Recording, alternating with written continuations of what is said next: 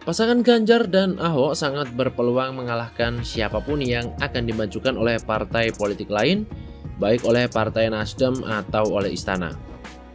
Di satu sisi, Ganjar sudah memiliki nama yang bagus di ruang publik nasional, terutama di pusat-pusaran politik Jakarta. Sementara di sisi lain, Ahok pun demikian. Ahok masih memiliki ceruk pemilih yang loyal di Jakarta. Jika keduanya digabung, potensinya untuk merebut Jakarta Satu cukup besar. Selain itu, Ahok masih bisa diterima oleh Jokowi.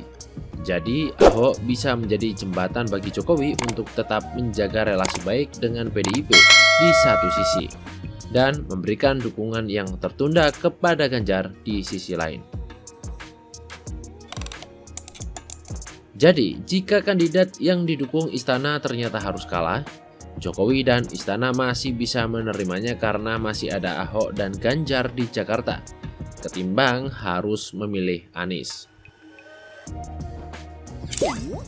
Apalagi raihan suara PDIP di tahun 2024 di Jakarta tidak memadai untuk mengusung pasangan calon gubernur dan wakil gubernur. Raihan 15 kursi DPRD memang tak cukup. PDIP memerlukan kawan koalisi untuk mendapatkan 7 kursi lagi. Partai tersisa hanya PKS. Itu pun jika PKS bersedia mendukung Ahok. Karena itu dibutuhkan sosok Ahok yang didukung oleh Jokowi agar partai politik seperti P3 ataupun partai lainnya di barisan pemenang pemilu 2024 bisa menemani PDIP, alias tidak takut mendukung Ganjar Ahok untuk Jakarta Satu. Kepercayaan Jokowi kepada Ahok akan menjadi kunci bagi PDIP dalam mendapatkan kawan berkoalisi, dengan asumsi PKS tidak sejalan dengan PDIP dan Ahok.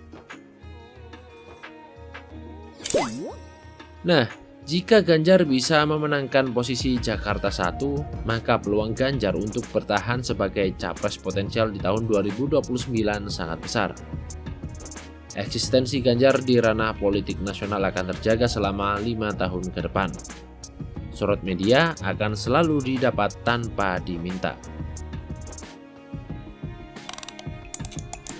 Artinya Ganjar akan meniti jalan layaknya Jokowi, berpasangan dengan Ahok sebelum kembali ke ranah nasional. Lalu jika berhasil di laga 2025, Ganjar akan menitipkan Jakarta kepada Ahok layaknya Jokowi di tahun 2014.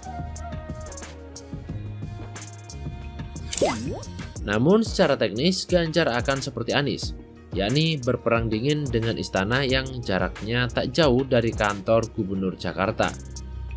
Menjaga harmoni dengan Istana tapi tetap mampu berkreasi dengan berbagai kebijakan di level provinsi. Ganjar bisa menjadi pioner berbagai inovasi kebijakan di Jakarta untuk membuat Istana atau ibu kota negara Nusantara tetap terlihat jauh tertinggal di belakang, tanpa harus berperang terbuka dengan punggawa Istana. Dalam posisi itu, Ganjar semestinya bisa membuat Jakarta tetap bersinar layaknya kota New York di negeri Paman Sam, yang dikenal sebagai pusat bisnis dan keuangan, meskipun pusat pemerintahan berada di Washington DC. Opsi ini adalah opsi yang paling masuk akal bagi Ganjar, jika memang ingin mempertahankan sinarnya selama 5 tahun ke depan sebagai modal mumpuni untuk bertarung ulang dengan terah Jokowi di tahun 2029 nanti.